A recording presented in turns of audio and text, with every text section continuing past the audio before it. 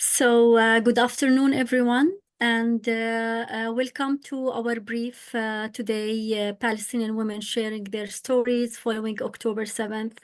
I'm Amal, I'm the Director of Programs at WICLAC and will be the moderator of this session.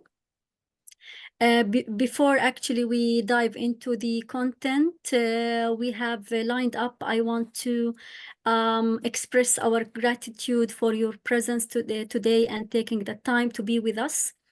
In today's brief, we are going to shed light on the gendered impact of the Israeli aggression on Gaza and the West Bank. Actually, our field researchers, both in the West Bank and Gaza, have successfully connected with women who have faced actually and still facing unimaginable atrocities.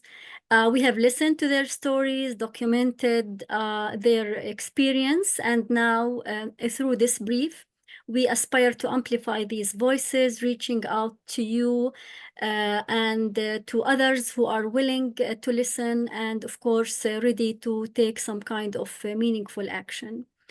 I will just highlight the outline of today's brief. First, we will have an introductory and welcoming remark will be presented by Randa, the Director General of WICLAC. Then we will have a presentation on the testimonies and the stories that were collected from women as evidence-based data on the impact of the recent aggression on their lives. Then we will listen to the story of one of the ex-detainees who will present her experience and conditions of her imprisonment prior and following October 7th. And then we will have a kind of a conclusion and reflection on the, with reference to the international law. We will also give space for question or for Q&A. So please, if you have, you can leave your comments in the chat box or by raising the hand if you would like to address your questions directly. We just want to highlight that this meeting will be recorded. So without further ado, let's begin with Randa, the General Director of WICLAC, to present her welcoming remarks. Randa, the floor is yours. Thank you very much. Good afternoon to everybody. And thank you for taking the time for this advocacy brief, which is basically built on or is based on the testimonies that we have been able to collect with a lot of challenges, I must say. And I will explain why with a lot of challenges. I'm very happy that I see many of our friends, our partners and colleagues in this room. I specifically want to thank Reem Masalem, the Special Rapporteur on the violence against women, its causes and consequences. I see also many of our partners attending. I don't want to, and also Sarah from the Commission of Inquiry, the United Nations Commission of Inquiry, and I see Louisa Morgantini and many of the friends. I see Lama Al-Khatib and many. Please apologize. I don't want to welcome you all, but I welcome you all with a heart filled with sorrow, I would say, about what's happening in Gaza. We hope that the ceasefire takes place immediately because of the catastrophic humanitarian situation in Gaza and because the atrocities among the civilians are very high.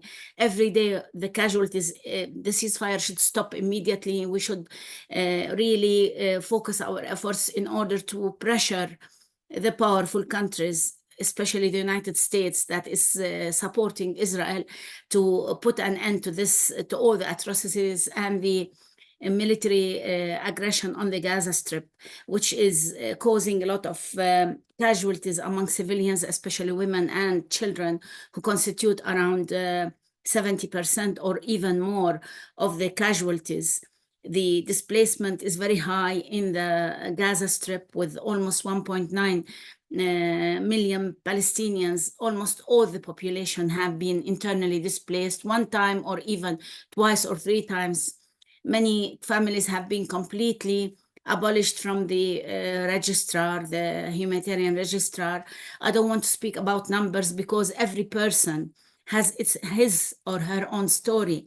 And the numbers are all the time being listed, with very high casualties reaching up to 20,000 people being killed, and so far being, killed by the Israelis indiscriminately. Bombardment of homes and demolitions and so on, causing a lot of difficult situations to the people of the Gaza Strip, who are,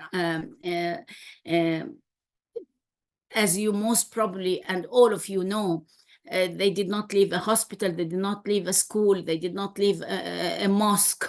Mosques are targeted, hospitals are targeted, schools where the people have taken refuge.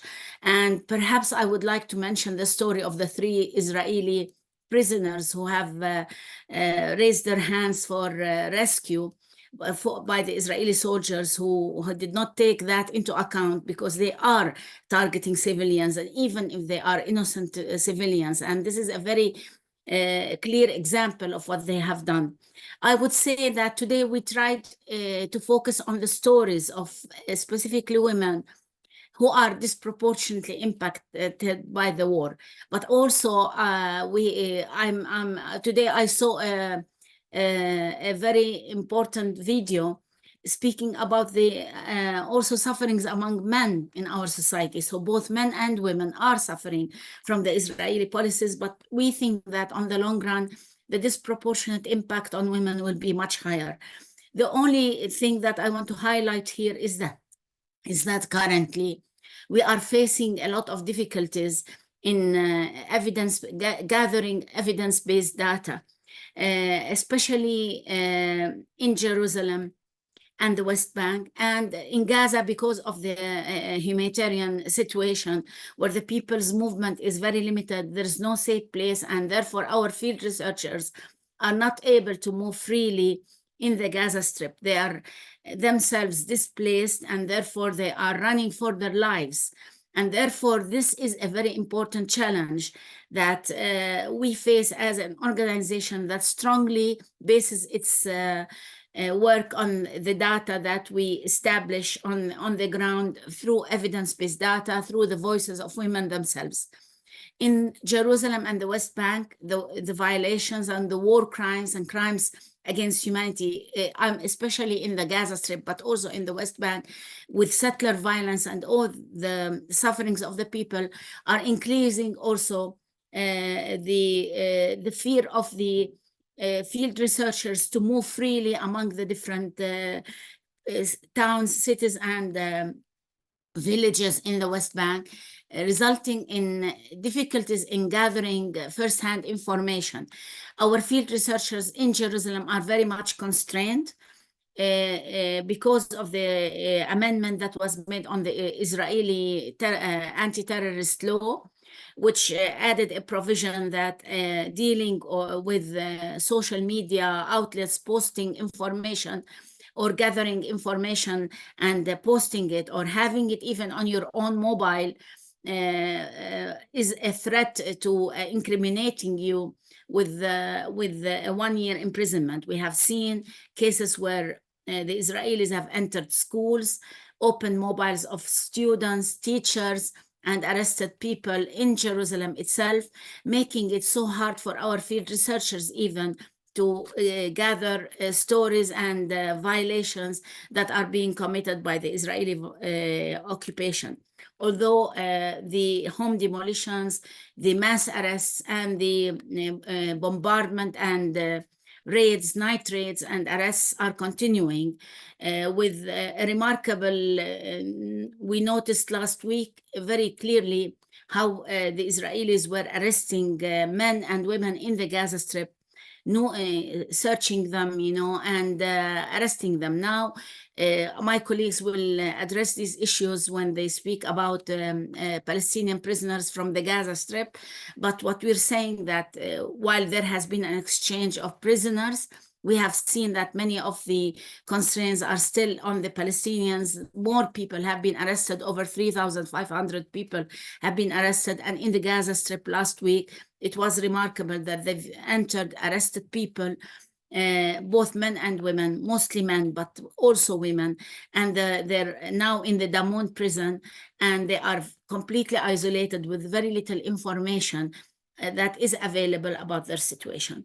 So I want to stop here by again welcoming you for taking the time to listen to us and to be with us today. And perhaps we should together think how we can shift the paradigm to focus on those who are supporting us in the West, and then moving more towards those to the southern part of the world, or in the southern globe, where we see more support by the governments and by the peoples all around the world for the right of the Palestinian people for a just and for a just solution to a prolonged military occupation and deprival of the Palestinian people to the right to self-determination for over 75 years. Thank you very much for this opportunity. Thank you, Randa. Now we will listen to a presentation from our colleague Kifaya Khreem, who is the International Advocacy Coordinator. She will present a summary, I would say, of the testimonies and the stories that we have documented from women in the West Bank and Gaza as evidence-based data on the gendered impact of several issues, women in Gaza, especially women sheltering and in Gaza, who have shared their stories despite the limited possibility, I would say, of documenting such stories under the current circumstances. We will have also stories from women in the West Bank, the prisoners and hostages, and depends on the time. We might also highlight the issues related to women in Jerusalem, the harassment and assault. Kifaya, over to you. Thank you, Amal. Thank you, Randa. Thank you, everyone, for attending. This is Kifaya, and like Amal said, I'm the International Advocacy Coordinator at the Women's Center for Legal Aid and Counselling, and I work on with my field researcher colleagues to collect testimonies from women in Gaza, in the West Bank, and in Jerusalem for now. We work through women who are deployed amongst areas of Palestine in general, who interview women and try to take their accounts on what happened during any kind of violation. I will be presenting you a presentation on the matter, which will highlight more, the findings of the testimonies we collected. Starting from Gaza, basically, we say women sheltering in Gaza, basically, because there are no designated shelters for women in Gaza. Women always try to find shelter by going to schools or hospitals or to live with their relatives, basically. This is our field researcher, Safad. She was the one who collected the testimonies, even though we told her to be safe, don't go anywhere to get testimonies, but she insisted on interviewing women, especially when she went to visit her relatives who were taking refuge in UNRWA schools near her house. This is her house. She found out that it was bombed after she fled her home in the north during the first 10 days of the war on Gaza, and she came back during the temporary truce to find that her house was bombed like that. She's okay, and her children are okay, gratefully. So these are videos and testimonies we collected from Safa. This is a video she took during her trip to the south. And what the testimonies tell us is due to the heavy bombardment of Gaza, families tend to live with each other and to move in with each other, which made the number of casualties when bombing a certain building really higher. It doubled due to this reason. Additionally, the lack of cars, vehicles, gas made many people stay in the north, and that's where most of the casualties happened. The elderly and the sick and the disabled were not even able to walk, so they chose to stay in the north. Women also we interviewed testified that during their fleet trip to the south, they were bombed by the Israeli occupation forces. They said that they heard airplanes and tank shells. Also, most of the women and children we interviewed testified that them and their children had to relocate more than once due to the heavy bombardments of the areas they flee to. And basically because they go to one school and they would find that this school is already full and now they need to go find another shelter. Also, when it comes to people leaving Gaza, people would say, why don't you try to leave and whatnot? I'm pretty sure most of you are aware of the Rafah crossing condition and that it's closed. Additionally, if you want to travel, this is an information we gathered from people in Gaza. They say that you have to pay over 5,000 USD per person to be able to leave the Rafah crossing. These photos also were taken by our researchers, Safad, from the schools of honorable schools, basically, because the classrooms are really crowded with over 30 people living in one classroom. This girl, her name is Razan. She's 7 years old. She was burned heavily by the bombardment of the school she was taking refuge in with her families. And due to the overcrowdedness of the classrooms, women tend to stay in long lines to go to the bathroom. And some of them are not able to do so, so they would go to the neighbors' houses and ask people to let them in to use the bathroom. But women also tended to have buckets to use as a bathroom in the classrooms, resulting in many diseases, as we documented. Also, we have interviewed a woman who testified that she had to cut her hair and the hair of her children because she was afraid she might contract lice or any sort of diseases to that matter. This is conditions in classrooms. As you can say, that they have stoves inside the classroom, which is unsafe for a classroom that has over 40 women and children in the classes. The clothes are hanged out there to have some sort of privacy. Also, these are taken from the tents outside. These are not in schools because schools are overcrowded. The schools who are left unbombed. Women and men obviously had to build this made up bathroom so they can use and not have to travel long distances or stay in long lines. So they dug a hole in the ground and they used the chair like that. And as you can see, I mean, there's no water, there's no tissues or anything due to the lack of such resources. Also, the photo here on the right is, this was not even during the rain season, because they would have dew on top of the tent and it would start dropping on their faces while they sleep in the morning. Also, amongst the testimonies we have collected, this is Ala. Ala is 22 years old. She had labor while she was taking refuge in a school with her family. And she said due to the lack of gas and cars, she had to hitchhike to a hospital when she had labor. And she says that she was so terrified when she got to the hospital due to the heavy bombing and explosions. Labor stopped, which made her feel really guilty because of the hardships she had to go through with her family to get to a hospital. Then she had to go back to the school and then try to find another hospital again the next day. And when she gave birth, she said she's glad she didn't have any complications. And she gave natural birth, even though she was terrified. And she did not have any postpartum care, nor baby formula, nor she didn't wash her or the baby for several days following her giving birth. She's all right now. She's taken refuge in a school, in an honorable school in the south. And like I said, there's no baby formula or no pharmacies to tend for any needs of the baby. This is Fakhriya. Fakhriya is 26. Fakhriya was living in Jabalia refugee camp when the bombing started on the houses near her. Fakhriya says she lives in a house that is made out of tin, or really thin tin, that the explosions make really loud noises during the night. And one day there was a bombing near them. And she went out to see to check on the neighbors, and that's when she was hit in her leg with a bomb. She says that her brother took her to the hospital, and unfortunately he took her to the Indonesian hospital. And if you know what happened to the Indonesian hospital, you would know that it was heavily bombed afterwards. Fakhriya says she was her thigh she could see the bone, and she had surgeries, but she didn't have any anesthesia. And she said that when the bombing happened of the Indonesian hospital, people started fleeing the top floors and coming to her room, and there was bullets flying above her, like the window right next to her bed. And then the Indonesian hospital was ordered to be evacuated by the IOF, and then the doctors and the nurses had to leave, and they told the patients that we are leaving because this hospital will be bombed. Fakhriya couldn't leave, obviously, because of her condition, but when the IOF came to the hospital with tanks and with their tanks, they started with their bulldozers. Sorry, I forgot the word. They got a bus and they asked everyone to evacuate the hospital. And that's when Fakhriya asked her brother to take off the door of a closet in her room and to carry her on that door with another guy. Fakhriya laid on on the bottom of a bus, 50 passengers bus. She was laying on the floor because she couldn't bend her knee or move her leg to sit on a chair. And everyone was crossing over her and she was begging people not to be careful with everything because of her condition. During the route from the north to the south, from the Indonesian hospital to Khan Yunis, is where Fakhriya now is.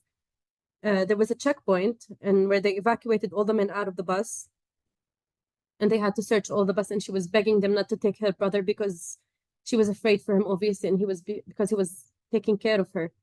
When she got to Khan Yunis, Fakhriya says she doesn't remember what happened during the way. She doesn't have any recollection of what happened to the trauma she incurred, and now she is staying in a hospital. And what's really shocking is when Fakhriya says, all of this happened and I have no idea where my kids are now, because her kids stayed at Jabalia refugee camp, and she had to go through all of that trip without knowing if her family is okay in Jabalia refugee camp.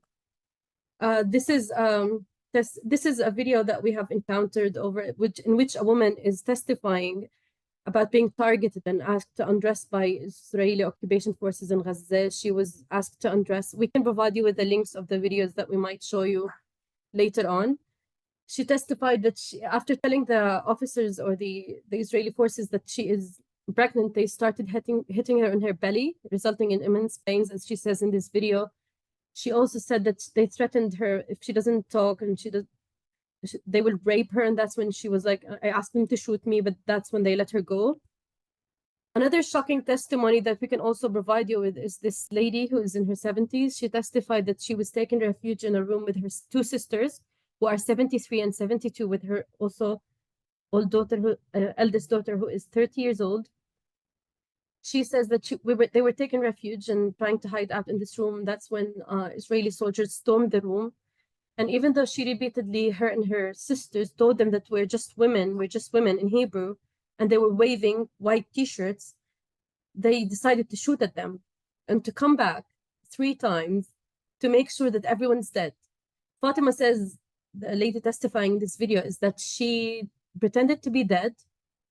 That's why she was the only one who made it. But basically her 2 sisters and her daughter were killed that day, executed that day.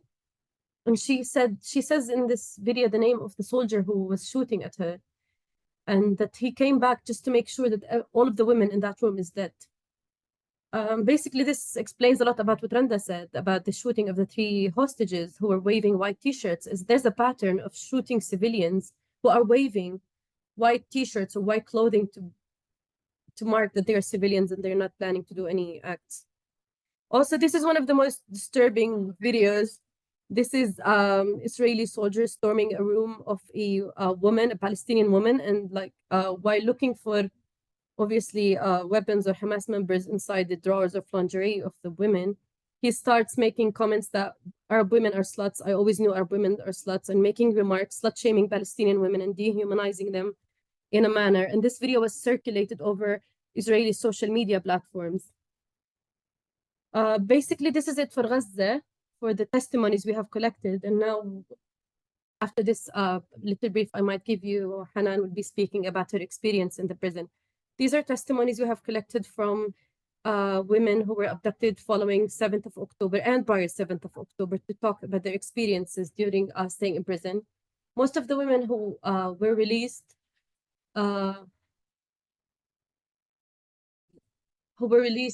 spoke about being threatened not to talk about their experiences in prison. They were, if you talk to the media, if you talk to any human rights organization, we're coming back for you, we're coming back for your family, we will do this and that for you. And as Hanan will say soon after me, she will tell you that she would receive phone calls. The trend we have noticed following the 7th of October, that there are prior threats. Women would get phone calls repeatedly by people who would identify themselves as Captain Diab, Captain Nimr, Captain Hakam, and they would call them and they would be like, we're coming for you, we will abduct you, we will do this and that for you. They would do that repeatedly. Some women take this seriously, but some don't, and you can imagine what kind of fear you would live through knowing that they might actually come to your house any minute. Most of the women who got the threats are journalists and human rights activists like Hanan Barghouthi, Asif, Ahad al-Tamimi, a journalist Lama Khatir as well, and Sumaya Jawabre, all journalists working in human rights. Also, the testimonies tell us that most of the abductions happen during the nighttime, after 3 a.m. in the morning, after 2 a.m. in the morning. 20 to 30 soldiers would storm houses. They would abduct women out of their beds, and they would refuse that the women get dressed or take their medication or take whatever needs they might need during their abduction. I say abduction because they don't actually get accused of anything at this point, and they don't even know where they're going. Also, we have noticed extreme violence. Women would be hit physically and assaulted, and they would they would call them name, and they would insult their religion, and they would insult the women in front of their family members. As you see, this photo was taken by an Israeli soldier. This is Asif al-Barghouthi, and this are her family members on the ground, and they would insult her in front of them. Also, we have noticed this time there is an extensive damage to property.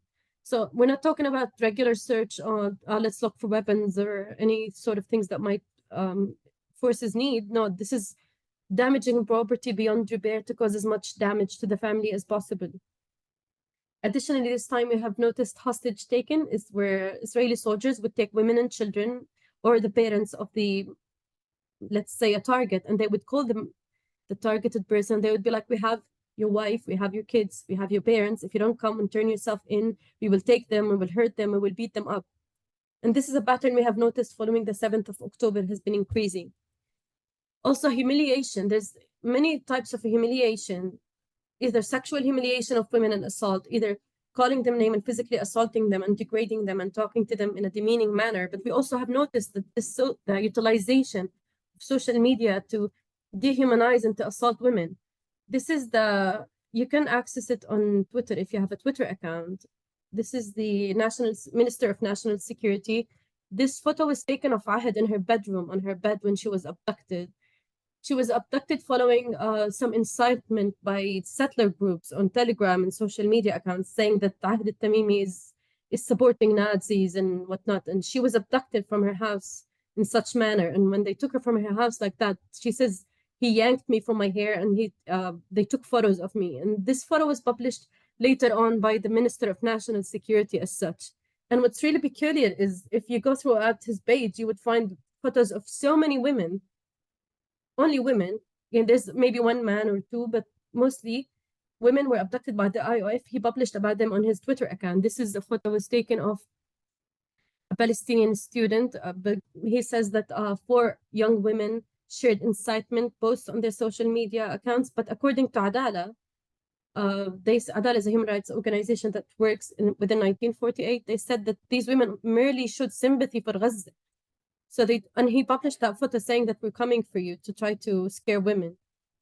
This also a photo that was published by the same guy, Minister of National Security. He says that this woman had a business, and through her business page, she published photos making fun of the hostages. We investigated this matter at the Women's Center, and we found out that this woman had no business. She had no social media accounts to begin with. And she said that they came to her house to arrest her husband, and they didn't find him, so they took her instead. And they took this photo of her. And later on, he published this information on his Twitter account. And this resulted in implications, social implications for her, because people were afraid to approach her and talk to her because they don't have enough information about what happened to this lady here. And she said that she had a surgery prior. She had so many medical complications, but she was treated as such. Same thing for researcher Halima Abu Salhiya from Nablus. She said something about Gaza, and she additionally was arrested and posted like that on Twitter page. Same thing goes for this Belgian activist or Belgian tourist. I couldn't find enough information about her. I did some research and I couldn't find enough information, but he said that she posted something supporting Nazis and she was detained as such, and also posted about on his social media accounts as such. Additionally, Telegram groups of settlers that are targeting women. This is a journalist. You can see her name is Yafa Najajre, and it has her address written here. And this group of Telegram, they incite against human rights advocates and journalists, try to intimidate women and tell them that we're looking for you, we're after you. And this is really scary for a woman to see her photos being published on settler groups, because we know how armed they are and how there's the impunity that makes them fearless when it comes to assassinating people. Additionally, there's a scary lack of information about prisoners from Gaza, which makes this vacuum really terrifying because we don't know how many prisoners are taken from Gaza. There are estimates, and we are not sure. They are over 50 women and children, and we don't even know about the men. You can see in this photo, there's a woman here is being taken with the men. The women we interviewed from prison said that they didn't let them mingle with the women from Gaza, so they don't know their conditions, they don't know their names, they don't know how they were abducted from Gaza, which is quite, and it leaves room for many atrocities to happen because it's undocumented and the numbers are unknown and the names are unknown. And people in Gaza don't even know if any their family members were killed during the bombing or they were taken. I will not dwell so much about the conditions of the prisons because Hanan will talk more about this, but what we heard from them that there was physical and sexual assaults, including women being ordered to get nude and sit on the ground and do turn around, sit, spread your legs, and they would do such things. They would take photos of women without getting their permission. They were threatened of rape and sexual assaults. 2 of the women testified that they were threatened with rape, like journalist Lama Khater here. Women were denied proper food, water, and medication, obviously.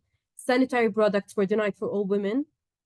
They confiscated all of their property. They were denied any contacts with lawyers or any of their family members. We have here also one of the prisoners who were freed that we interviewed was Khulud al-Jirmi. She's 30 years old. She was abducted from her house following her having surgery. She had a baby, and then she was going through many complications. She had to stay at her parents' house. She was abducted in the middle of the night. She was not being told where she's taken and why she was being taken. And when she disclosed that she had surgery and she gave birth prior to her abduction, they started beating her repeatedly on her stomach, resulting in her bleeding immensely and going through medical complications. She said she was neglected for over 3 days and they took her to many stations. So they took her to many prisons before actually taking her to the women's prison where they took care of her.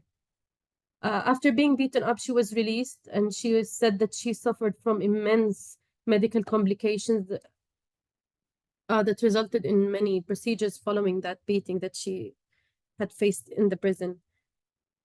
She gave this interview in this video to Al-Quds channel, and after she gave that video, she was contacted by an IOF soldier, and he was like, we're watching you, we're following you, don't talk to anyone, do not give any interviews, or we will come back and take you again, which made her terrified to leave her home or to have any contacts with non-family members. She's terrified of being taken again to prison and being treated as such. Following the release, women would have constant family raids, and also they would be threatened not to talk or not to share any information with anyone.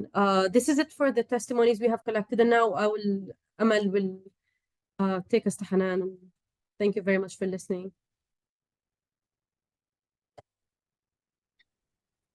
Thank you, Kifaya, for this comprehensive presentation, taking into consideration that we still have a lot of testimonies that need to be documented, but unfortunately, due to the limited access of our field workers, we have only some of these testimonies. Now we will listen to Hanan Barghouthi, who is with us now. Hanan is an ex-detainee and a human rights and prisoners activist.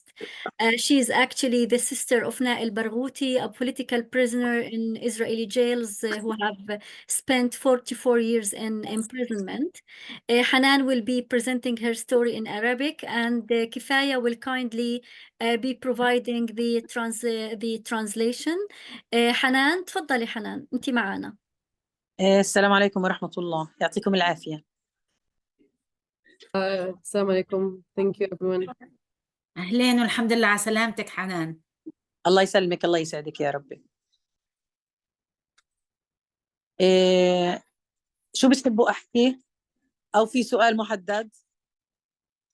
إنه تشاركنا تجربتك زي ما حكينا، إنه من وقت الاعتقال لبعد الاعتقال وخروجك ووضع الأسيرات داخل المعتقل وحرمانهم من المتطلبات الأساسية والتفاصيل اللي أنت مريتي فيها في المعتقل. وأنا رح أترجم وراكي، فإذا يعني جملة. تمام. السلام عليكم ورحمة الله. مثل ما عرفتوا أنا حنان برغوثي، أخت الأسير نائل برغوثي، قضى 44 عام في سجون الاحتلال. تم اعتقالي بتاريخ 4/9، يعني قبل أحداث 7 أكتوبر. My ولكن name is يعني تعطيني وقت حنان please. My name is Hanan Barghouti. Like I said, I'm the sister of Nail al-Barghouti, who is the longest prisoner who stayed in political prisons for 44 years. I was detained on the 4th of September before October 7th. ولكن قبل ما يتم اعتقالي تم تهديدي من قبل ضابط المنطقة بالاعتقال، بتكسير البيت، تم تهديدي بتكسير السيارة ومصادرتها، تم تهديدي باعتقال أبنائي، وتم اعتقال 2 منهم قبل ما أنا أعتقل، اللي هم عبد الله وإسلام. Prior to my detainment, I was constantly being contacted by captain of the area who identified himself as such, and he said that we will come for you, we will arrest you, we will destroy your house and your cars, and we will detain your 2 sons who were actually detained prior to her detainment. لما اعتقلوني بتاريخ 4/9 وكانوا أبنائي قبل الاثنين، طبعا كسروا الباب وفاتوا. يعني أنا صحيت من النوم، بفتح عيني على صورة الكابتن فوق راسي، بحكي لي حنان أنت معتقلة. On the 4th of September, after my sons were detained priorly, I woke up to the captain of the Israeli forces on top of my bed. They blew up the door, and I just woke up to him standing on top of the bed trying to detain me. ربطوا إيدي أو كبلوني يعني بالكلبشات أمام زوجي وأمام أحفادي، واقتادوني إلى معتقل، إلى موقف يعني محل توقيف اللي هو بيت إيل الساعة 3 الفجر. يعني الساعة 3 الفجر تم اعتقالي. I was handcuffed in front of my children and grandchildren, and I was handcuffed and taken to the camp. بعدها الساعة 9 صباحا تم اقتيادي إلى معسكر عوفر، معسكر الاعتقال عوفر. تم ضربي، تم حرماني من إني أروح على الحمام، رغم إنهم بيعرفوا إني أنا مريضة ومعي سكري ومعي ضغط. I was taken at ما 3 راعوني. a.m. and then the next day I was taken at 9 a.m. to another camp. I was handcuffed and I was beaten up, and I was denied to go to the bathroom even though I'm an elderly sick woman. طبعا تم التهديد برضو باعتقال ما تبقى من أبنائي اللي هم كانوا 2 ضايل، كانوا معتقلين الاثنين الأوالى، وتم تحويلي للاعتقال الإداري بدون تحقيق بدون أي شيء. يعني تم ضربي Okay. I was threatened that they would arrest the rest of my children, who I had 2 sons outside of prison and 2 inside the prison. And then I was taken to administrative detention without being told, why and what am I being accused of. نمت ليلة في، يعني نيموني أول ليلة في زنزانة صغيرة، يعني عفنة قذرة، يعني لا فيها غطا ولا فيها إشي، في قسم للجنائيين اليهود. يعني كانت هي قسم أسرى جنائيين يهود، فحطوني فيها يعني ليلة كاملة. طبعا ما قدرت أنام، أول إشي خايفة منهم، يعني هدول جنائيين. ثاني إشي يعني أنا ما، يعني اليهود لا يؤمن لهم جانب. I was taken to a really small cell with no covers, with no furniture in it, and I was detained with other people with criminal offenses, and I could not sleep through the whole night. It was really cold. And I could not sleep because of the fact that I was with criminals that I did not know much, and because of the fact that I was in a cell that had no covers or mattresses. تم نقلي ثاني يوم إلى سجن الدامون اللي هو سجن النساء. طبعا في بوسطة، يعني اللي هي البوسطة بتكون عبارة عن سيارة، يعني غرف حديدية صغيرة مقطعة لغرف، مكلبشة في إيدي في رجلي، معصوبة الأعين. I was transferred the next day to the Damon prison using the Bosta, which is a small car that is metal, and I was handcuffed and blindfolded throughout the whole time. وسط شتائم، يعني شتائم ألفاظ نابية أو سب الذات الإلهية، سبوا ديني، سبوا يعني عرضي، كلمات يعني ما بقبل حدا إنه يحكيها أو يسمعها. تعرضت لكل هاي الشتائم. During the whole time I was verbally assaulted. They would use demeaning manners to talk to me. They would curse at me, and they would curse Allah, they would curse my religion, they would curse everything that is holy to me, and they would also use insulting, demeaning language to talk to me. طبعا وسط التفتيش العاري، التهديد يعني بأشياء مش بالاغتصاب، التهديد، يعني كل هذا الإشي. This is also during nude searches and I was threatened with rape, and I was threatened with sexual assault and a lot of demeaning things. طبعا دخلت سجن الدامون عند الأخوات. كان يعني استقبال الأخوات اللي كان يعني نساني الوجع اللي أنا يعني شفته في الطريق أو التعب أو الألم. But when I got to تفضلي. the Damun, there was many sisters and many women who actually took me in and they took care of me, and it made me forget about what I went through for a while. السجن يعني كلمة سجن تعني مصادرة حرية، تعني إنه أنت بدك تاكلي بإذن السجان، بدك تشربي، بدك تنامي، بدك تقومي بإذن السجان. أنت مقيدة في كيف يعني في حتى في النفس أو الصوت إذا طلع أنت مقيدة. يعني أنت معتقلة، مش بس معتقل جسدك، ولكن بحاولوا يعتقلوا يعني كل جوارح الإنسان. ولكن خابوا وخسئوا، يعني إحنا كنا نشعر بحريتنا أكثر منهم، هم اللي كانوا يعني مهزوزين ومهزومين. هذا الحكي السجن قبل 7 أكتوبر كان سيء. الأكل هو كان الأكل نفسه اللي بتقدم بعد 7 أكتوبر، إلا إنه كان الواحد يعني في مسموح في شيء اسمه كانتينا، إحنا نشتري لحسابنا الخاص أكل. كان في عنا أدوات الكهرباء نحسن من نوعيته، نعيد طبخه من جديد، هيك إشي. فكنا ماشيين أمورنا على هذا الإشي يعني، فكان هذا اللي بهون علينا. What Hanan said is during the whole time we would, if we had to breathe, we have to take permission. If we needed to eat or to go to drink water, we had to take permission from the jail wards. This was prior to the October 7th, but even following October 7th, they had the same food, but they were denied access to the cantina or to the, it's the place where they can buy items to eat or to consume during the prison. And Hanan is saying, even though they treated us with, they humiliated us and tried to treat us with demeaning manner, we still triumphed nevertheless. بتاريخ 7 أكتوبر طبعا صحينا على خبر دخول المقاومة لأراضينا المحتلة، خطف جنود. عبرنا عن فرحتنا، انبسطنا إحنا يعني لهذا الإشي، إنه طالما في خطف جنود معناته في ترويحة، في تبادل أسرى. ما كنا نعرف إنه راح تكون يعني بهذه القوة ولا بهذا الحشد اللي المقاومة يعني عاملته. فاحتفلنا وهتفنا تم طبعا بعد الاحتفال انه يعني ما عجب السجان انه احنا هيك مبسوطين، فقام بقمعنا، رشنا بالغاز، ضرب الاسيرات ضرب مبرح، عزل مجموعه من الاسيرات. يعني وعزلنا كلنا اصلا، يعني عزلنا في غرف، يعني كل مجموعه في غرفه. من تاريخ 7 لحد ما روحت واحنا في عزل.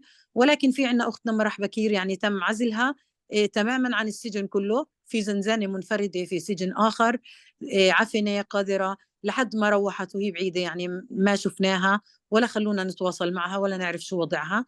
طبعا تم ضربهن المجموعة اللي عزلوها، كلنا يعني انضربنا ورش غاز. On October 7th, Hanan says that we got the news that there was some soldiers who were taken hostages, and accordingly we rejoiced because we know if some soldiers were taken, this might mean that we will get out on a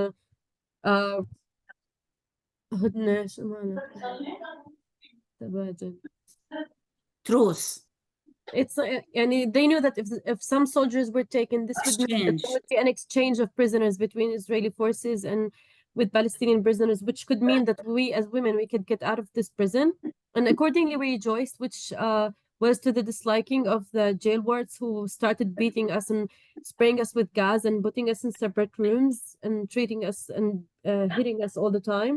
She says most of us were isolated, but who was mostly isolated was Marah Bakir, who was put in a different prison, in a different cell, and we could not see her during since 7th of October till the day that Hanan went home. طبعا كنا 37 أسيرة لحد 7 أكتوبر، ولكن بعدها يعني صار في ازدياد في عدد الأسيرات، اكتظاظ في الغرف، وصلنا 80 أسيرة. بينما القسم اللي احنا فيه يعني هو مهيأ ل 40 أو يعني 42 أسيرة بيستوعب، أكثر من هيك ما بيستوعب. فصفت الغرف مكتظة، الغرفة اللي ل5 كان فيها 12.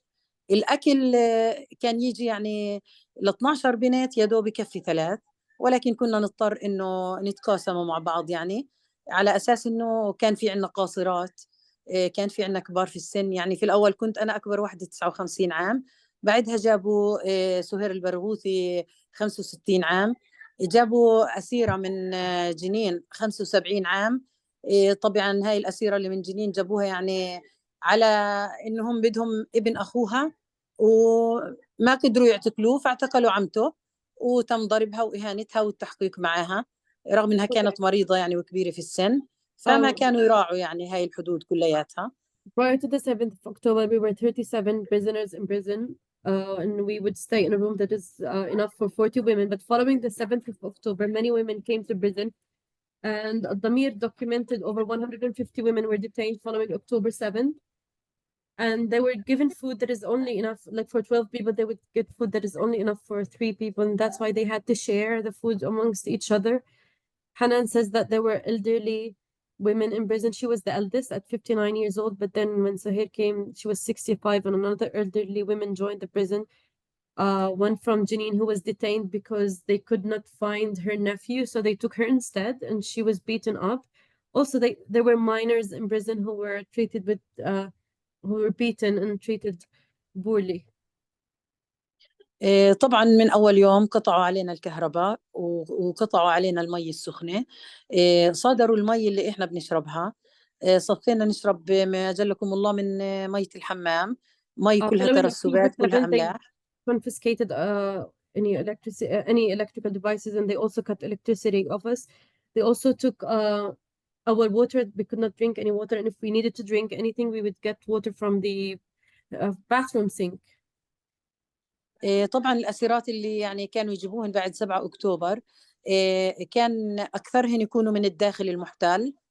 كانوا يضربوهن، يفتشوهن تفتيش عاري ومهين، يهددوهن بالاغتصاب، خاصة أنه أكثرهن كانوا يكونن بنات قواصر أو يعني صغار في العمر، يخوفوهن ويخوفوهن منا إحنا. Following the October 7th, many women started storming the prison. Women prisoners who are mostly minors and mostly are from 1948, which means that they were mostly abducted following the amendment. This is not from Hanan. This is a note that most of the women who were abducted in 1948 were as a result of the amendment to the anti-terrorism law. Hanan says that Hanan says that they were threatened with rape and sexual assaults all the time, even though they were minors. Also, they were instructed, they made them fear to socialize or to join the other women who are already in prison. So there were minors who were abducted and threatened and beaten up and humiliated and threatened with sexual assaults and rapes. طبعا كانوا يخوفوهن منا انه هن يحكوا لهن انه انتم الاسيرات اللي جوا بنات ضفه او قدس، انتم بيعتبروكم اسرائيليات، راح يضربوكم، وفيهن بنات حماس المحجبات راح يعني يتم ضربكم لانه انتم مش محجبين.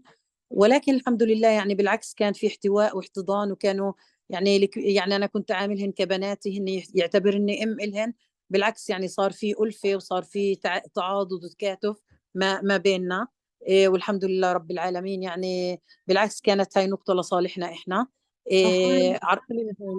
Hanan says that those minors who were detained or abducted following October 7th, who are from 1948, they tried to scare them by telling them that the other prisoners in prison are women of the West Bank, and you should not socialize or talk to them because they consider you Israelis and they might attack you or hurt you. And also because if you socialize with women who wear hijab, because they don't socialize with them, don't talk to them because they would consider you as non-hijabis and might hurt you. But Hanan said this was untrue, and we took them in and we treated each other as family, and I was treating them as their mother because we needed to take care of those girls who were detained. يعني أنا عندي 3 بنات بناتي، ولكن حاليا أنا بعتبر عندي 70 بنت اللي أنا عايشين معي في الأسر. I had 3 daughters, but now I consider that I have over 70 daughters following my imprisonment. طبعا ردوا قمعونا قمعة تانية، رش غاز وضرب وإهانة، ويعني اضطروا إنهم حتى في بعض الأخوات منهن عطاف جرادات، تحرير أبو سرية، ياسمين شعبان يعني ضربوهن يعني الضابط أو الجندي يضربها برجله في بين رجليها، يعني في أماكن مش لازم يعني تنضرب فيها أماكن حساسة، كان لا برجله يضربها في بين إجريها للبنت. Following the 7th of October, there were many stormings, but distinctively there was another storming of the Israeli forces to the prison, and they would beat all of the women, including Ataf Zaradat and Abu Sirriya. What's her شو اسمها الأول؟ تحرير. Tahrir Abu Sirriya were beaten up by the Israeli. ياسمين شعبان. Yasmin Shaban as well were beaten up severely by the Israeli forces officers who are men who stormed in the prison to beat the women and gas them. Also, they have beaten them repeatedly on their genitals with their foot, and they would stomp them with their feet. طبعا فاتوا على الغرف، رشونا الغاز في وجوهنا بتاريخ 19/10. ضربونا ضرب مبرح وعزلوا مجموعة من البنات، صادروا الملابس، صادروا الإحرامات، صادروا البوات، الأحذية، يعني كلياتها. يعني كان يمسك البنت يحطها في الزاوية ويشلحها جلكم الله البوت من رجلها، وكله تمت مصادرته وحرقه يعني لحد ما روحنا. بعض الأخوات روحوا بالبوابيج وفي منهن يعني روحن حافيات. Following on the October 19th, they stormed the rooms again and they gassed the women and they confiscated all of their belongings, including clothing and shoes and blankets and mattresses. They would get a prisoner and they would take off her shoes with their own hands just to confiscate it and leave women without shoes and without clothing in prison. And these belongings were confiscated. Most of them were burned and most of them were confiscated, and the women did not see them following that. That's why many prisoners had to go home without shoes. And this is what we documented at Waklak. Actually, Suhail Barghouti went home barefoot, and that's why they had to carry her on a chair when she was released. طبعا هم كانوا مصادرين التلفزيون من أول يوم، الراديو، يعني ما في عنا أي وسيلة. انقطعنا عن العالم الخارجي. كانوا يهددونا إنه أي إشي بتعملوه أنتوا هان يعني ما حدا عارف عنكم، إحنا اللي بدنا إياه بنعمله فيكم. اشتغلوا على العامل النفسي، إنه مثلا أنا أم ل4 أسرى، أخوي أسير. فيش عنا يعني كانت كل أسيرة إما زوجها أو أبنائها في السجن يلعبوا على هذا الوتر، إنه أنتوا الساعة عايشين في نعيم، الأسرى يعني وضعهم أسوأ منكم. فكانوا هذا الوتر يعني يشتغلوا عليه، إن على أساس إنهم يهبطوا معنوياتنا أو يشتغلوا على نفسياتنا. Also, they confiscated all the TVs and any means of communication with the outside world, so we didn't know what was going on at our homes or in general around us. And they used that to intimidate us and telling us that nobody knows about you, we can do whatever we want to you, and nobody would even learn about it. And Hanan says that most of the prisoners already have family members who are men prisoners in other prisons, and they were being told the whole time that you think you have it rough, men have it even rougher than this, and we beat them up all the time, and we do this just to have the women scared and intimidated for their family members who are already imprisoned. ولكن والله كل يعني الوجع والألم والضرب والغاز وهيك، يعني بالعكس كانت معنوياتنا مرتفعة، ونشعر إحنا الحرائر وهم المهزومين وهم الأسرى. يعني لما كانت تيجي أسيرة جديدة تحكي لنا عن الوضع برا، تحكي لنا مثلا عن إنه كيف اليمن وقفت مع غزة، كيف المقاومة، كيف الأشياء اللي برا، فكانت ترفع من معنوياتنا، تنسينا جوعنا ونشعر إنه ارتوينا رغم عطشنا، يعني من الأخبار اللي كانت تثلج الصدور من المقاومة ومن الالتفاف حول المقاومة، سواء من الشعب الفلسطيني أو من أحرار العالم ككل. يعني Hanan said, even though they humiliated us, they've beaten us, they have been threatening us the whole time, we felt like we were the free ones and they were the ones imprisoned, especially after prisoners who were detained recently would come and tell us the news of the outside world, and they would tell us about what Yemen has been doing or about what the resistance have been doing. We have been feeling better, and this would rise our morale in general. ورغم يعني كل هذا الإشي برضو كنا شاعرين إنه حريتنا باتت قريبة جدا، بل حرية كل أسرانا إن شاء الله. زاد من تعاضدنا لبعض، زاد من حبنا لبعض، من احتوائنا لبعض يعني، وكنا على يعني أمل الترويح، بس ما كنا متخيلينها بهاي السرعة نروح. ولكن يعني السجان لآخر يوم تقريبا وهو يعني يلعب في أعصابنا، لحد ما إجا بلغنا عن الترويحة في اللحظة اللي طلعنا فيها، يعني مدي إيديك تكلبشي أنت مروحة. اوكي. لو ما كنا مهيئين انه في صفقه، يعني كان الواحد فكرنا احنا على محكمه، على تحقيق، على إشي. ما صرحوا لنا انه صفقه الا لحد ما طلعونا في البوسطات، وكانوا لاخر لحظه يحاولوا يذلونا يعني. Hanan says that even though what we went through actually made us stick more together and take care of each other more, and this made us united more. She says that they didn't know that they were going to be released anytime, and she was surprised of how soon this happened.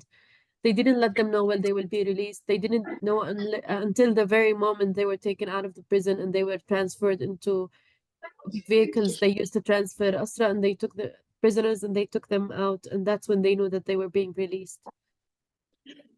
طبعا بديش أحكي على المفارقة، يعني بجوز الكل شاهدها وشافها، كيف التعامل معنا إحنا كأسيرات، كأسيرات أمنيات. إحنا يعني إلنا احترامنا، ولكن كانوا لآخر لحظة يحاولوا يذلونا. ضلينا مكلبشين لحد ما استلمنا الصليب، لحتى وإحنا بين أحضان أهالينا رشونا بالغاز.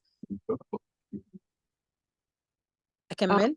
Hanan says till the last moment of our release they have tried to humiliate us and beat us up. They would try to humiliate us during the way and during our release, that they to the very last moment, even though priorly we were not treated as such, and we were treated differently from criminal offenses prisoners. ولكن أسراهم يعني كيف كانت المقاومة وكتائب القسام، كيف أسراهم كانوا يعني مدللين، وكانوا موجبين، وكانوا يعني لا يعني بكرامتهم وبنظافتهم. ما تم مصادرة إشي منهم، بس بالعكس أعطوهم الملابس وأعطوهم مثل ما كانوا يأكلوا أطعموهم، عكس ما كان يحصل معنا تماما. فإن دل على إشي لا يدل إلا على أنه الشعب الفلسطيني، الشعب المسلم، يعني يتحلى بأخلاق أمام مجموعة من العصابات الصهيونية. هم مجموعة من العصابات، لا هم دولة ولا هم جيش منظم ولا هم محتل غاصب، مجموعة عصابات هجناء، ويعني بتلذذوا، بس ساديين يتلذذوا في عذابات الآخرين. Hanan is making a comparison of the way she was treated and other female Palestinian women prisoners were treated, and she's comparing them to the way the hostages were treated in Gaza. And she says that they were treated with respect and they were treated with dignity. On the other hand, we were not treated as such. Hanan is also saying that these the occupiers are a group of gang members and Hagana, as they refer to them, and they are occupiers and they have stolen the land, and this shall not go on. طبعا هددونا، يعني أنا بشكل شخصي، وهددوا كل الأخوات. أي من مظاهر احتفال، أي إذا بترجعي مثلا، أنا ناشطة مثلا في مجال الأسرى، يعني كأم لأسرى، كأخت لأقدم أسير، أنا في كل الوقفات بكون موجودة في أي شيء بالنسبة للأسرى. فهذا يعني طبعا بكلفهم، ما بيحبوا إنه نكون إحنا أمهات واعيات، ولكن وتم تهديدنا، ولكن تهديدهم يعني لن يثنينا ولن يرهبنا ولن نرتجع حتى يعني يتحرروا كل أسرانا وتتحرر فلسطين، كل فلسطين من النهر إلى البحر. هذه الأمة الفلسطينية، هاي المرأة الفلسطينية، هاي هي المرأة العربية، كانت سواء أم أو أخت أو زوجة أو ناشطة أو أي، يعني هي المرأة. لولا المرأة الفلسطينية أو المرأة العربية ما كان في مقاومة، لأنه الأم اللي ربت أبنائها على المقاومة، الأم اللي ربت أبنائها على الأخلاق، هي الأم اللي يعني حاليا أنا بعتبر المقاومة كل رجل عظيم وراء امرأة، أو هي مش وراء، بالعكس يعني هي يد بيد مع الرجل. وإحنا إن شاء الله لآخر يوم في حياتنا يعني راح نضل نربي أجيال من أجل تحرير هذا الوطن. فلا راح يرهبونا ولا راح يعني نرتجع عن بأي تهديد من تهديداتهم. Hanan says that following the release, they were threatened not to have any sort of celebrations and not to have any contact with the media and not to have any signs of happiness that they were released. And Hanan says that she's an activist who actually tries to work on prisoners' rights in Israeli prisons, and she was threatened not to have any sort of activities. Additionally, Hanan is saying that this is what the Palestinian woman, the Palestinian mom, the Palestinian sister is doing hand in hand with men. She raises men who would always remember the path and who would always raise her children on the path to liberate Palestine. هذا هاي شكرا يا تجربتي حنان. يعني. وأنا Thank you. طبعا يعني أكيد مبسوطة للحرية اللي أنا تحررتها، ولكن يعني الفرحة هاي منقوصة أو حتى مش موجودة، لأنه الثمن كان غالي جدا، يعني من دماء أطفال، من تهديم بيوت، من تشريد أمهات وزوجات، تشريد، يعني الثمن كان غالي. فيعني التحية، كل التحية مني لأهلنا في غزة، لحجارة غزة، لبيوت غزة، لمستشفيات غزة، لمساجد غزة، لبحر غزة. Hanan says that she was really happy she was released, but this happiness is incomplete because of the situation that is unfolding and still unfolding in Gaza. She's sending her regards and her heartwarming greetings to the people of Gaza, to the stones and the houses and the blood and the children who paid the price of her liberty today. شكرا جدا وطبعا يا بس شكرا يا حنان، شكرا. حبيبتي، يعطيكم العافية. ألف الحمد لله على السلامة مرة تانية. الله شكرا يسلمك لك، يا رب. انت عم ترفعي معنويات الجميع واحنا طبعا صامدين بوجودكم. يعطيكي الف عافية. الله يعافيك يا رب. So thank you very much, Hanan, for this inspiring actually story, which actually I would say strengthen us more as Palestinians and Palestinian women. And thank you, Kifaya, for your translation. Now we'll go for the maybe the last part of the presentations. Maram, our colleague Maram Zatara, the Advocacy Unit Manager, will give a brief presentation through highlighting analysis on international law and with the relation to the previous stories that we have just mentioned. Maram, over to you. Yes. Hi, everyone. Thank you, Amal. Thank you, everyone. I'm really happy to be with you in this advocacy brief. So we welcome you all for attending this event. Thank you all. I will focus for my intervention in this brief about the violation and international law, as mentioned by my colleague Amal. Considering the series of war crimes committed by the Israeli military attacks.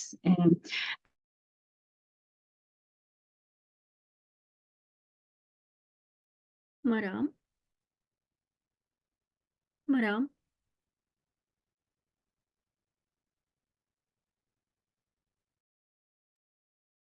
Maybe Maram has some internet problems. Maybe we can go to Q&A and then come back. Yeah. The Palestinian of Gaza No, she's people. back. Okay. Maram, would you please repeat the last part, because it seems that you have some internet problems. I will turn off the camera. Maybe it's better. No? Yes, sure. Okay. Okay. So I was talking about the people of Gaza who have already been lived 5 major brutal wars as Israel is continuing blockade of Gaza for the more than 16 years closure, amounts to collective punishment of the civilians population, which is a war crime. So we're now in the 75 days of genocide, ethnic cleansing, collective punishment, mass forced displacement, evacuation orders, and other atrocity crimes that are really incompatible with the international humanitarian law. So in terms of the articles from statute and Article 1 and 2 of the Genocide Convention, outlining how at least 3 components of the crime of genocide, including the intentional and systematic killing of particular nation and racial and religious groups, causing serious bodily and mental harms to member of groups. Key section of the Genocide Convention focused on Article 2, Paragraph 3, addressing actions intended to physically destroy a population, and Article 3 highlighting the genocide involves not the principal actor, but also the complicit in aiding the act of genocide. So the International Court of Justice has also affirmed that the prohibition of genocide as an conditional norm of international law from which no derogation is allowed. The convention provides individuals who attempt genocide or who incite to genocide shall be punished, whether there are constitutionally responsible rulers, public officials, or private individuals. In addition to what the people in Gaza are facing with the withholding of the essential supplies such as food, water, electricity, medicines, this caused a severe humanitarian crisis in Gaza, where its population now is at risk of starvation, which is a crime against humanity. So the Israeli government is really using starvation of civilians as a method of warfare in the Gaza Strip, in reference to what has been mentioned by Human Rights Watch during the last 2 days. The international humanitarian law, or the law of war, forbids the starvation of civilians as a method of warfare. The Rome Statute of International Criminal Court provides the starvation of the starving civilians by depriving them to object to their survival, including willfully impeding relief supplies, is a war crime.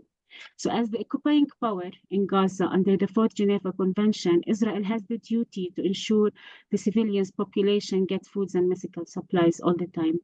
In reference to the Security Council Resolution 1325 on women, peace and security, the current humanitarian crisis in Palestine, in particular in Gaza, is a protracted crisis where gender inequality is a humanitarian concern in terms of protecting Palestinian women from the impact of the Israeli occupation and enhancing their sense of human security to strengthen protection from the Israeli occupation and its practices and policies, which should spread with all gendered impact violation to them. In addition to the gender perspective in the relief, humanitarian action, and early recovery efforts, and providing Palestinian women and girls within a protective environment that helps them to rapidly access humanitarian aid and lead and practice in the recovery and the reconstruction efforts, as well as part of the Women, Peace and Security is the accountability by holding Israel accountable for its violations of the right of Palestinian women affected by the occupation policies and practices and ending the policy of impunity. As for the International Criminal Court, the ICC recognized Palestine as member in 2015. By then, the Palestinians have asked the court to investigate Israel assault on Gaza for the previous year that happened the wars earlier, and the continued construction of Israeli settlements in the occupied East Jerusalem and occupied West Bank. Thus, we urge collective and global legal pathways via the International Court of Justice to hold Israel accountable for the genocide in Gaza. And we really urge an immediate ceasefire.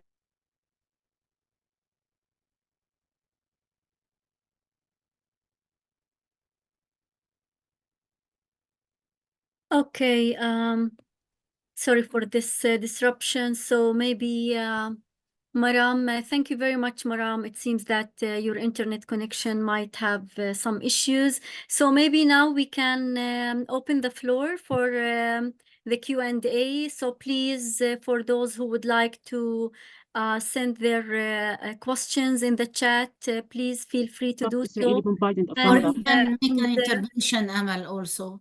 You Sorry. can raise their hands. Yeah. And for those who would like to have a question, please raise the hand, or if you would like to have a comment, please do so. So please. My connection was cut and then I'm back. Yes, I'm sorry for that, Maram. So now we will open the floor for questions and answers. Apologies for that. Okay. I can see Layla opened her camera. Layla, do you have any questions or remark? Me? Yeah, because I can see your, yeah. I don't speak English. My English not is very well, but I speak Arabic. No problem. Yes, go ahead. Yeah, تفضلي. شكرا جزيلا على هذا يعني thank you so much لأننا يعني أستاذة رندا سنيورة لك وحشة خاصة والكل صديقات وإحنا قلبنا كله معكم وشكرا على كل المعلومات لأننا مؤخرا إحنا بنشوف بأنه تم تقتيل حتى الناس اللي بيخلونا نعرف أكثر المعلومة يعني الصحفي هذا اللي قتلوه يعني كلنا يعني تضامن نظن أن الكل يعرف بأن المغرب في تضامن تام مع كل ما يقع يعني نحن ضد التطبيع وضد كل ما يمس بحقوق الإنسان طبعا وما يقع في يعني في غزة وفي النواحي يؤلم كثيرا ونشكركم كثير لأنه هذه اللقاءات نحبوا أنه بسوء الحظ ما قدرتش نكون من الأول لأن كنت دائما عندي إشكال يعني نحبوا دائما نكونوا معاكم وقولوا لنا كيف يمكن نكونوا يعني مفيدات أكثر في بلداننا الاقتراحات اللي تمت يعني أي حاجة يمكن من خلالها نضغطوا لأن ما نظنش ولا شخص واحد ولا مواطنة ومواطن لن أقول عربي فقط لأن التضامن هو تضامن عالمي بس لازم إحنا عايزين حاجة يكون فيها امباكت لازم يكون وخصوصا نحن النساء الأكثر تضررا أثناء الحروب النساء والأطفال والشباب يعني المراهقات وبالتالي يعني طرحنا وأنه كيف يمكن نكونوا أكثر فعالية نفكروا لأنه حتى وإن فكرنا نحن أنا أجد أنه غير كافي إلا ما كانش من خلالكم تيجي اقتراحات اللي نقويوا بعضنا البعض ونقدروا نقويوكم. يعني الله يعينكم. شكرا. شكرا إليك ليلى. Thank you كتير. Layla, just briefly, Layla is showing solidarity with us and is ready to support anything that we think is useful under the current difficult situation under which Palestinians are living. Thank you. Thank you, Layla. Now, actually, we will give the floor to Mrs. Reem As-Salim, the Special Rapporteur on Violence Against Women. Please, Mrs. Reem, the floor is yours, please. Yeah, once again, thank you so much for organizing this. One is really lost for words in describing this really unprecedented situation of continuum violence. Obviously, this is not new, but what we're seeing is really an unprecedented assault and an unfolding genocide on the Palestinian people, including on women and on girls. And one feels also that whatever you do is really insufficient. But what we can do is continue to really advocate and lend our voices. I'm sure you all have seen what we're trying to do from the special procedures, and I would welcome also bilaterally any further suggestions on how we can do our job better, frankly. So وبحب كمان أشكر ست حنان برغوثي على وجودك معنا ست حنان، وعلى شهادتك، وعلى انك شاركتينا تفاصيل تجربتك القاسية، وكمان تجربة اللي بمروا فيها النساء الفلسطينيات في الضفة الغربية. فشكرا لك كثير. I had a couple of questions, if you allow me. So in one of the presentations, it was mentioned that you have to pay 5,000, I think USD, to get out. If you can say to who, I wasn't just very clear on that. And also the threats of rape and sexual violence and sexual assault. I wanted to ask if this is, again, something new. Is there anything new in that dynamic after October the 7th, or has it always been there? And including, you know, the threats of violence and the let's say the targeting by settlers in a very sexualized manner also, and targeting women and girls. And third, sorry, I'll just ask these questions very quickly, and you can also answer me separately to give room to other people. We can answer now here, to be honest. It's just on the menstruation. Sorry, I just had a question on menstruation, because now we've read in several reports that obviously it's very difficult for women who menstruate and girls. But I just wanted to know if you had concretely any further information on what women and girls do in the context of this apocalyptic situation when it comes to you know, menstruation and hygiene. Thank you. Okay, so thank you, Mrs. Reem. Randa, would you like to answer the first part, and maybe Kifaya can answer the other part of the questions? Thank you. I think Kifaya has an answer, I think. In regards to the $5,000, the people we have interviewed through our field researches, they wouldn't say to specifically to whom, but they are the Egyptian guards. And they said that what Safad has showed me is people are afraid to say the name of the guy who would take that amount of money, because they're afraid that they would be denied to enter into Egypt. So we have many questions about this, if it's actually true, if people would pay money to get into Egypt. And she actually sent me many testimonies of relatives of hers who actually managed to get into Egypt. In regards to menstruation in prisons. No, in Gaza. I was asking in Gaza. We haven't gathered much, but what Safad has told us that women use clothing, pieces of clothing that they have collected, but we don't have much evidence on the matter for now, to be honest. Actually, as far as I know, that the UNFPA had some information about how much there are shortage of needed pads for menstruation, and most of the women are trying to use very traditional ways and clothing and so on. But to my knowledge, that UNFPA specifically and UN Women are focusing in their support, in humanitarian support to Gaza, to focus on specifically the needs of women during menstruation, because this is, there's a lot of need for it, and the absence of the necessary minimal needs for women's natural monthly menstruation. So I think perhaps if we consult with our UN Gisha group, which is focusing on the humanitarian aid, we can get responses from UNRWA. They had a very good report on that. We have UNFPA and UN Women, but mostly UNRWA and UNFPA's reports included the amounts needed and what women. But we could definitely go back to our field researcher to ask about this specific question, because it is very important. The people speak very much in general, and we don't know how they manage these matters. And that's really something, it was remarkable for me, for example, when I saw the woman, Ala, I think, who gave birth, and with the baby wearing very tidy white blanket and clothes. So I asked Kifaya, how come that she has that? She said that when she fled her home, or when she was internally displaced, she had her bag prepared for the baby for the due time of her birth.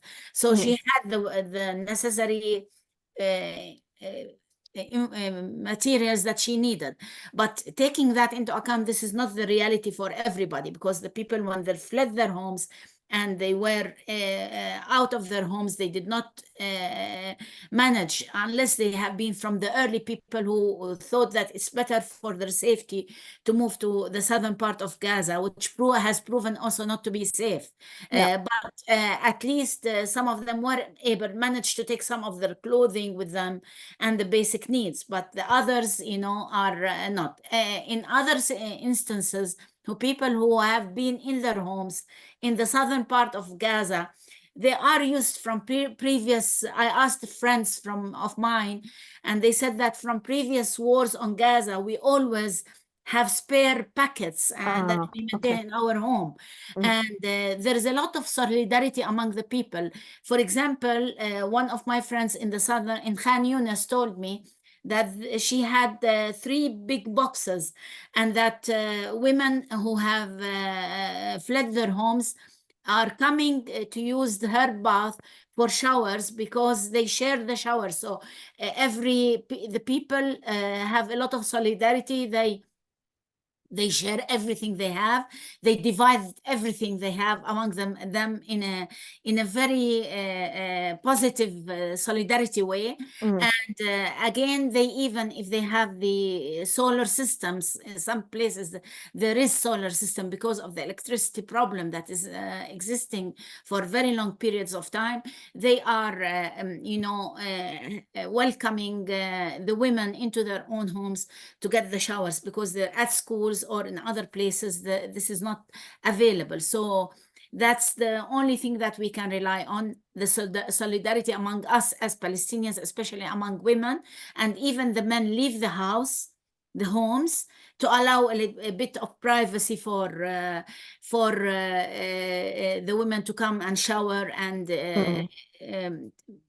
do the necessary feminine things that they will be embarrassed to do with the presence of the men. And this also explains why the casualties among women and children is higher, because men are in the streets, in the open spaces, leaving the privacy and the sheltering to women and children. And when the Israelis indiscriminately bombard homes and schools or shelters and so on, it is the women's casualties that are the highest. And that's what explains it, you know, in a way or another. But Reem, I will definitely ask our field researcher to investigate more into that and get some testimonies, more live testimonies on these issues. Thank you. Yeah. In I'm regards not to sure your if the other threats of rape, they were existing, but it has increased tremendously. I mean, we heard the story of the 5 women in the Hebron old city when they were searched and they were by men Stripped soldiers. naked, yes. Yeah, and with threatening them with their dogs and with the threats of rape, or but it has tremendously increased, and there has been, you know, a lot of cases where now making them strip search, even with the absence sometimes of women to women soldiers is existing. And this is happening in prisons, when they take, I mean, for us, it is scandalous when you, the photo that Kifaya showed of a woman being squeezed with top naked men in a truck to be arrested. You know, that's really for us very difficult within our religious cultural context. So imagine when you're away, and now this is another issue that we have to pay a lot of attention. It's true that Hanan was exchanged with other prisoners from Hamas, Israeli prisoners by Hamas, who have been taken on the 7th of October. But now the prisons are again full with children and women. And now the problem is that they are isolating the Gaza prisoners in a way that we don't know how many.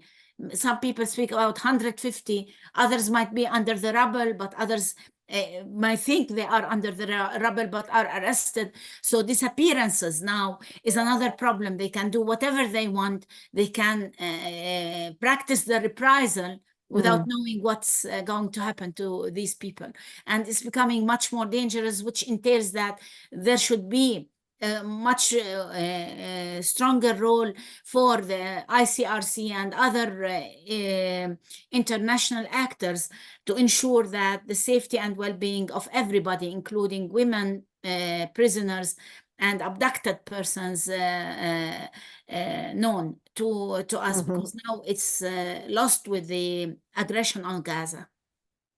Thank you, Randa. Thank you very much. Thank you. And just want to emphasize that it's not easy for Palestinian women in such a patriarchal system to present their stories about being, you know, sexually assaulted or harassed or even threatened to be raped, because, you know, in the Palestinian society, women will be facing, I would say, a double burden in this situation. And sometimes in a patriarchal system, they will, which blames the victim sometimes. So women will be very cautious and sometimes refrain from sharing such stories. Now we have Samia Malki would like to have a question. Samia, are you there? Yes, I'm here. Yeah. Please. So I would like, first of all, to thank Randa and the center for taking this initiative.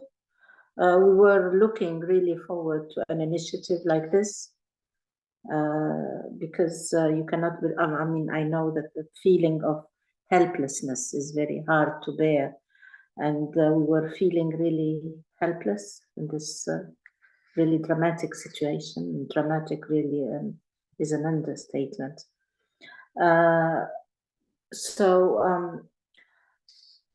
Like what Mrs. Hanan Barghouti has said, that the price is very, very high this time. Although a big part of the world population agrees that this is a genocide, for the first time, you know, we see such solidarity and crimes against humanity. People are speaking out this time. They are not afraid. What I would like to say that we have to take concrete actions to help people in Gaza, women, children, and men, and to prevent the forced exodus of the Palestinian people. In Tunisia, our government and our people are always in solidarity. And like my previous colleagues have said, I'm ready to embark in any initiative to help the Palestinian people. Thank you so much for organizing this once again. Thank you, Samia. Nagla, please. Yes. Can you hear me? Yes. Yes, sure. Yes. Okay. Well, first, thank you very much for that very comprehensive, and I wouldn't say like shocking. It is the very sad reality of what is happening, but it's very like we thank you very much for putting things into perspective and giving us a full-on comprehensive view of the realities, and the fact that you're doing this documentation, which is such a very important kind of data, evidence-based data that definitely would be of help for all of us and for you for future advocacy. I wanted to ask, I definitely understand how dreadful and how hard things are for all women human rights advocates, Palestinians in Palestine, but I also wanted to ask you about the cybersecurity space and how this is a very dangerous terrain right now with that new Israeli, like very, like arbitrary law, confiscating even your ability to speak or use certain terminologies in the cyberspace.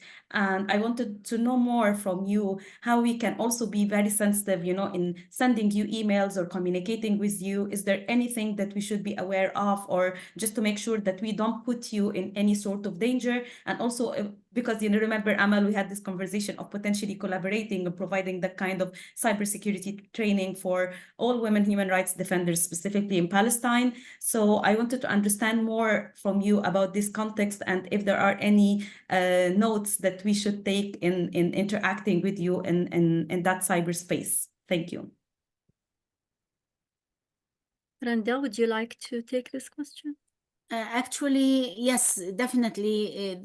When we start working on accountability and war crimes and so on, then what we need to really focus on is that are there these testimonies, first-hand information and testimonies that we build up our argumentation on, and that is where the gendered impact of those crimes is very important to highlight in a very well documented and verified way. And we need to discuss more, Najla, on how we pursue that, and the willingness of the people, perhaps sometime later when as the war is still unfolding, it's very hard to address this issue, but we can definitely get very strong arguments that we would like to make, because there has been war crimes and crimes against humanity that could be presented, and they need only to be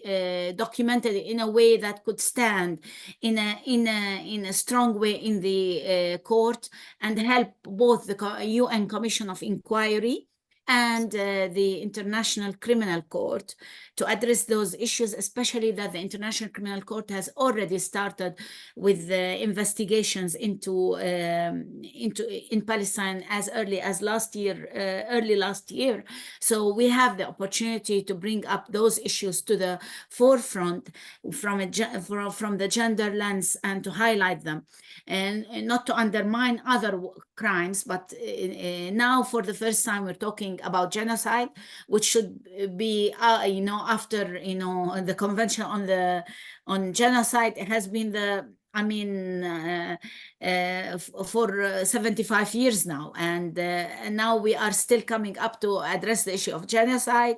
And since the World War II, this should have been behind our backs, and now we're coming to speak about serious using women's bodies as a tool of war, and this is where we should bring in our cases and testimonies. Crimes against humanity was unthinkable. You know, in our context, we always spoke about war crimes, but now starving is population. It entails that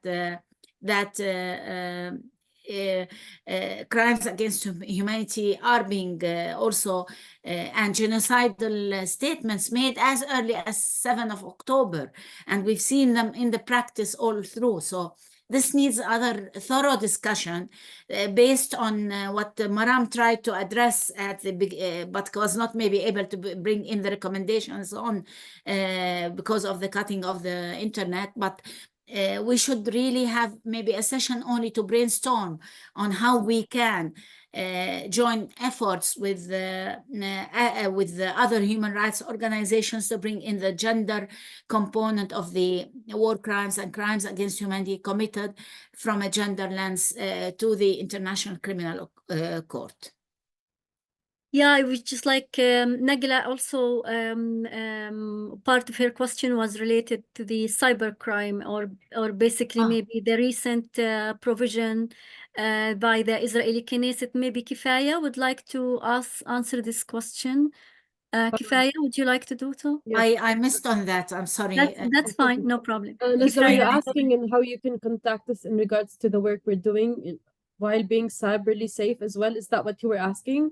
Yes, this very specific area, and also how you perceive your interaction in the cyberspace with all that restriction. And for all of us, international organizations and even regional ones, what we really need to be cautious of in interacting with all Palestinian women human rights defenders. For us, I think for women who work in this organization locally, we have to watch our devices all the time. We have not to keep any content on our devices when we move around, specifically when we move around cities, because there has been many incidents of women and men, anyone who would randomly, they would stop the car, they would check your device, and if they see any sort of Telegram groups and WhatsApp groups, any photos that would show solidarity even with Gaza, they would be the devices would be smashed in front of you, so they would throw it on the floor and just stomp on it.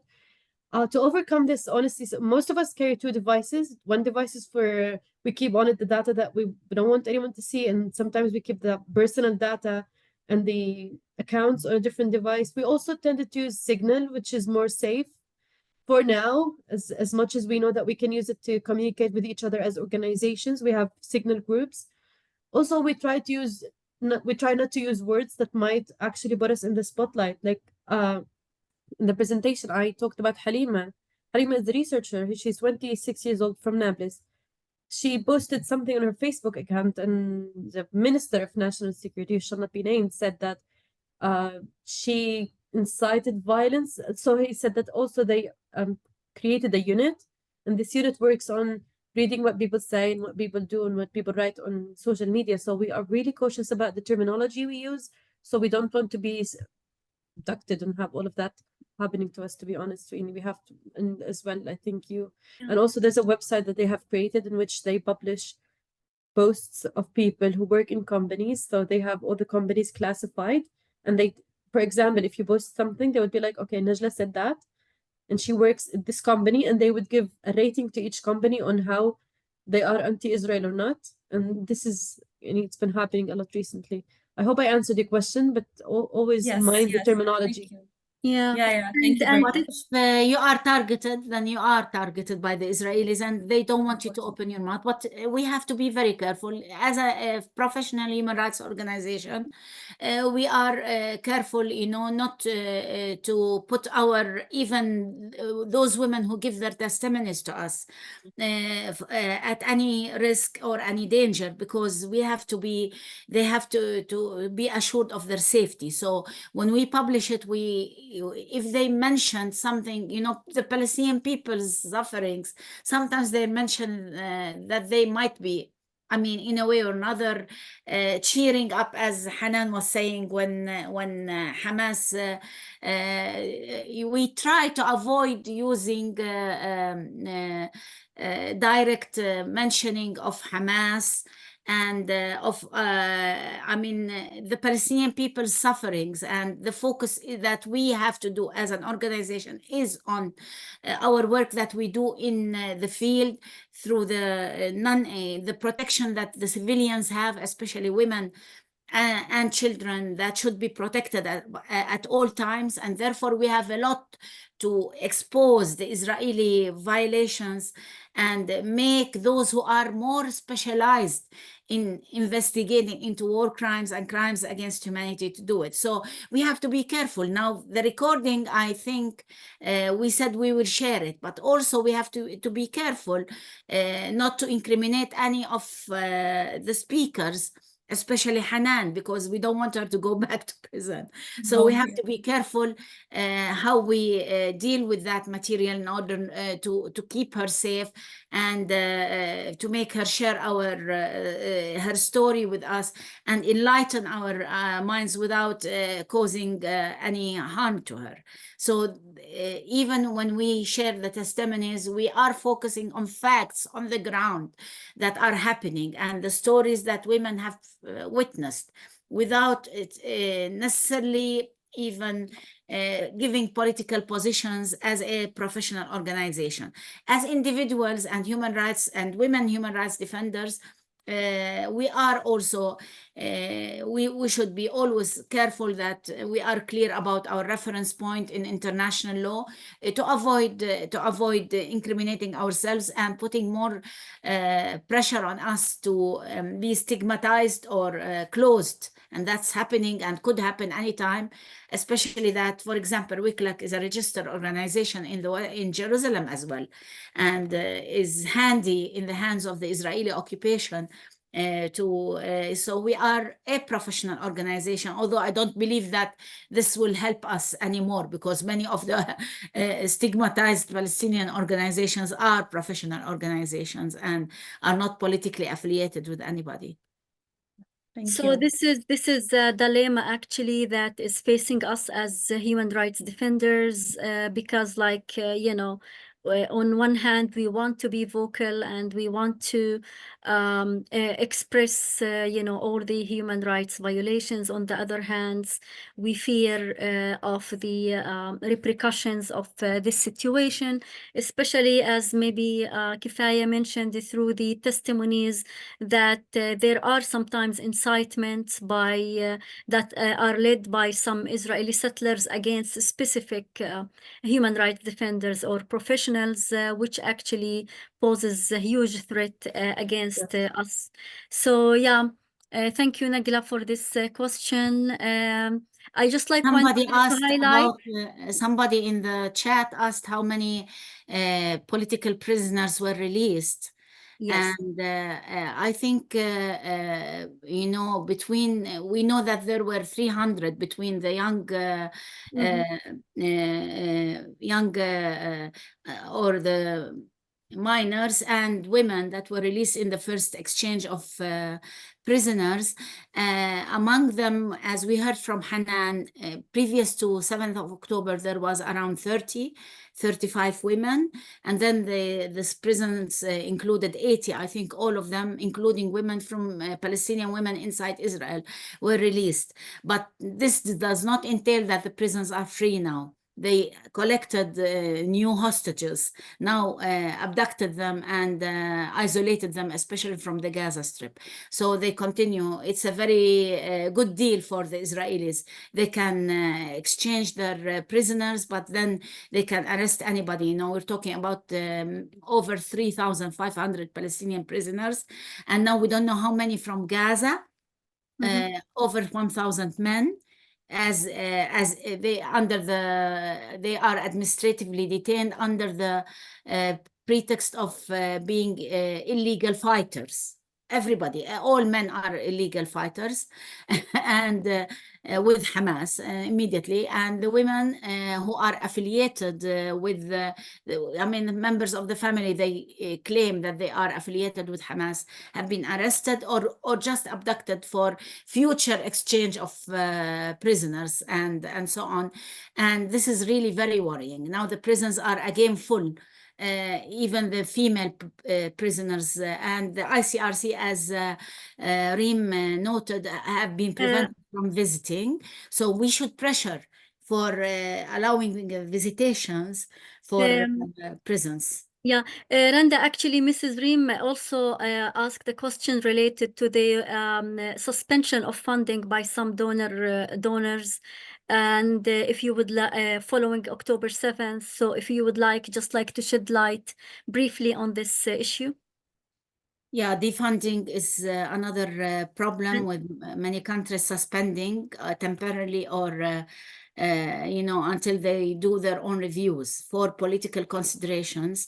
They have decided after the 7th of October to take positions, and including the EU, who has really is going through the EU, Germany, Austria, France. I didn't hear about France, suspending, but generally taking political stands that made the Palestinian NGO network to reconsider if we want to get the funding from those countries that have completely forgotten the atrocities of the Palestinian people living under over 57 years of occupation.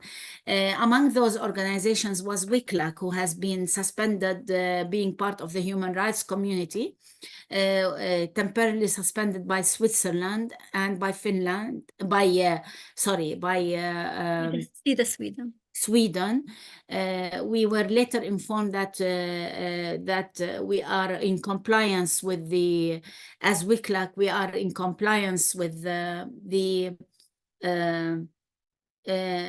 code of conduct and non-discrimination provisions of the Swiss government, and they have resumed funding for 23, but what is going to happen to 24 and onwards? We usually had multi-year contracts. I think we will be bridged for 1 year until they decide who their partners are, but some other three of our human rights consortium organizations, one of which is in Gaza, which is the Palestinian Center for Human Rights, known for the human rights work in Gaza, were suspended with the Palestinian NGO network and Shabake. The Swedes are still going to take more time to get back to us about their support.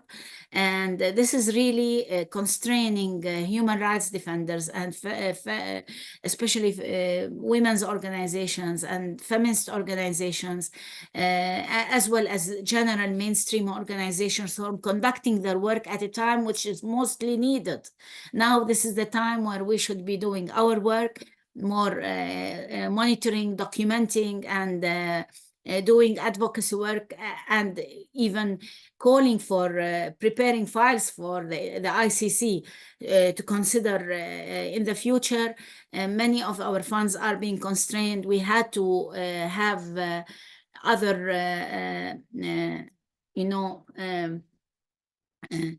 other emergency plans to take into account the defunding that might really tremendously impact our core program funding and our the continuity of our work. I would call one of our colleagues who said that the EU is in a situation where it seems that they are expecting us to be Zionists in order to get the funding. And this is really very problematic, because all the organizations cannot see genocide and ethnic cleansing and forcible displacement and all these crimes committed against the Palestinian people and take a neutral position or try to, you have to say that I, endorse Zionism in order to get the funding of the EU. So I think that the positions that were mostly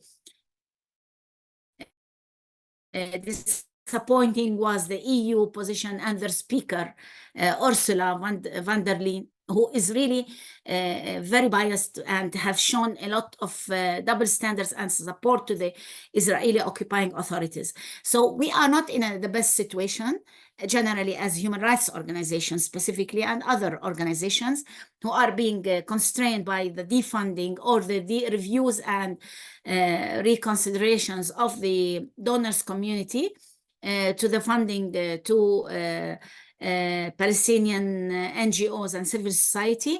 But despite that, I think as Palestinians, we are finding our ways, because it's not only the funding that makes us say honestly what is happening and document and monitor the situation. We should find the mitigating measures in case the funding stops.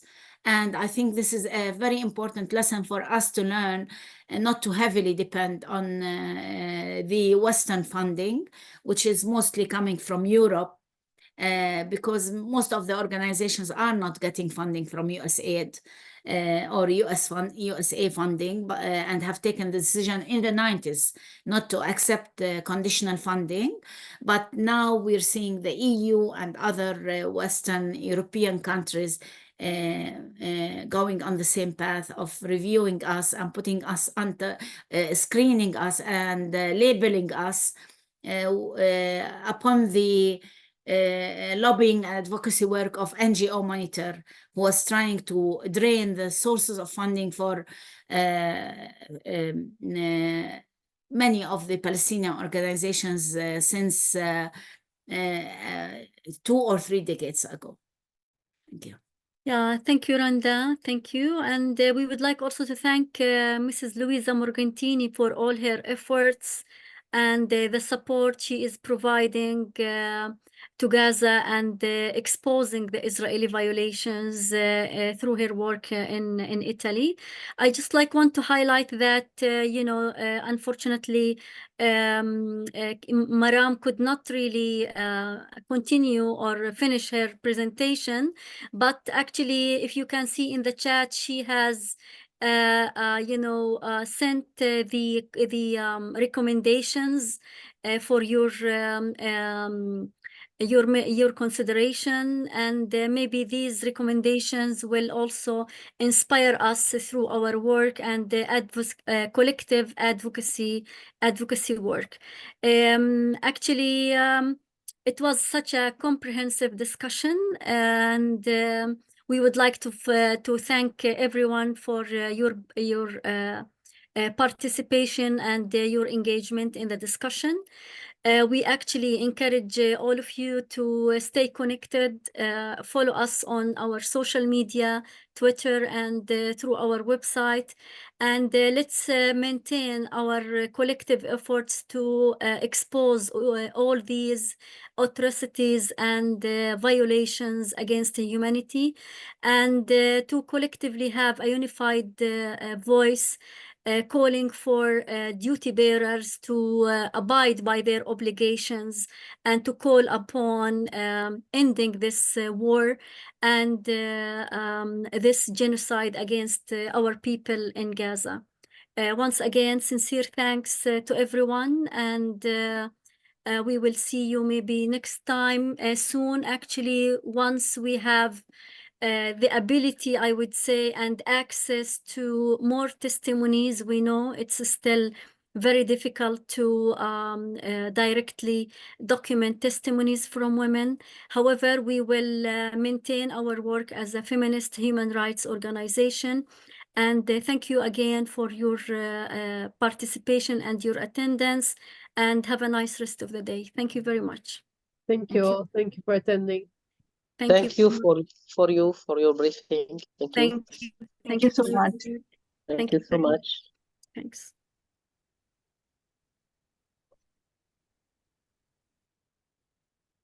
It's clear.